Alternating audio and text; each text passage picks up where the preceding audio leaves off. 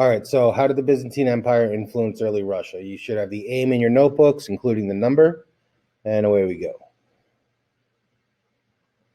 Okay, first a little background. I'll give you guys a second here.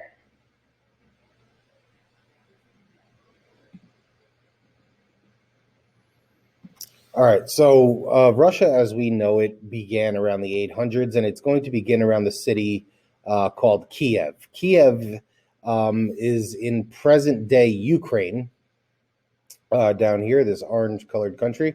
But at one time, this was part of Russia before it kind of broke off. So you will hear this territory referred as Kievian Rus, kind of the earliest version of Russia. That's what they will call it. But Kiev is the main city. So Russian culture is essentially a blend of a couple of different cultures. It's Byzantine. They're trading partners to the south. You can see on the map here where modern day Turkey is, and there's the Strait of Bosporus in between the Black Sea here. This is where Constantinople was. So the trading partners right to the south, right? So Ukraine, relatively close to Turkey. Turkey was kind of the centerpiece of what was the Byzantine Empire. So their culture is part Byzantine, which is a result of a lot of the trade, right? And part Slavic. The Slavs are an ethnic group from places north of the Black Sea in here. So it is kind of a native tribal influence here, mixed with the Byzantine Empire's influence from here, more than likely as a result of trading. So this is the same way kind of Alexander the Great's Hellenism is a blend of different cultures to create this kind of new thing.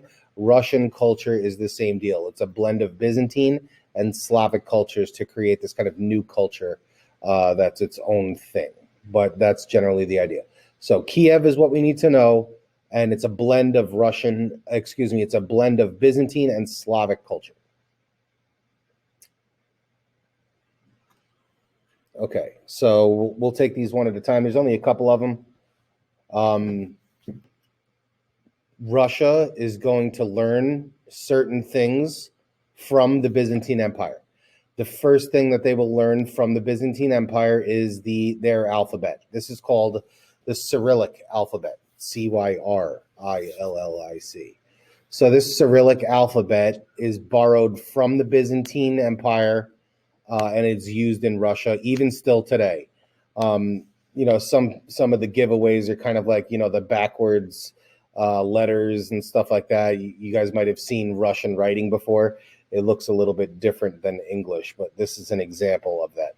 So their alphabet, even that they use in Russia today, is an alphabet that is borrowed from the Byzantine Empire. So when it comes to cultural diffusion, the first thing that the Byzantine Empire teaches Russia is system of alphabet. This is their writing system.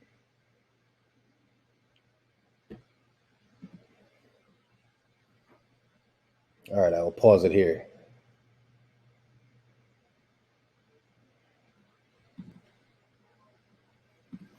All right, so a couple of aims ago, we took a look at the event known as the Great Schism, and we told the story of how there was this kind of split in Christianity due to some disagreements, right? So I don't want to, rehash that whole thing. You can go back over that aim if you want to.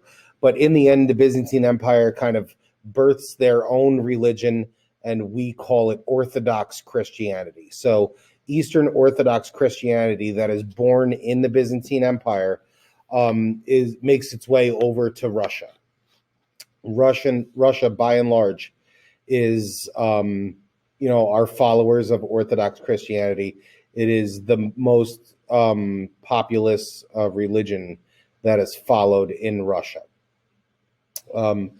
So there are 260 million members of the Orthodox Christian faith. So there are 260 million followers of that particular religion, and over 100 million of them live in Russia. So an overwhelming majority, as compared, the rest are spread out around the whole world, and one country has 100 million of them. So they have, somewhere between a half and a third of all Orthodox Christians live in Russia. So this is still their most prominent religion, and they're following this religion as a result of contact with the Byzantine Empire. So the second thing that the Byzantine Empire teaches Russia is Orthodox Christianity. Okay, last slide. There's not much here. But the system of government is the last thing that they teach Russia.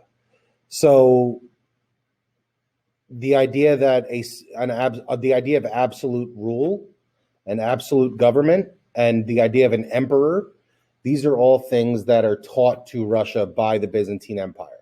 Now, we can make a couple of kind of language connections here and show you the connection, right? So in Rome, the emperor was called Caesar. Now, we know that Byzantine Empire is really just Rome 2.0.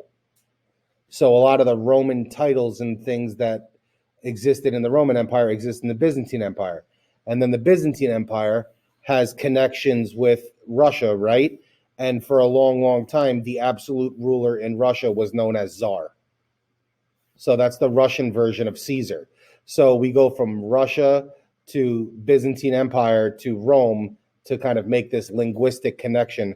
But you can see the influence of Rome and, piggybacking off of that, the Byzantine Empire on Russian governmental structure. So just to recap, the big three that we need to know about are Cyrillic alphabet, Orthodox Christianity, absolute style of government. Okay, those are the big three things. So basically a lot of times the way you see this worded is that they will say early Russia learned all of the following from the Byzantine Empire except, and they will list these three things and then list another thing, and that's the correct answer, right? So that's the way I've seen it asked a lot in the past. So you got to be on the lookout for that. So we need to know these three things. Again, absolute system of government, Cyrillic alphabet, Orthodox Christianity. You must know them, okay?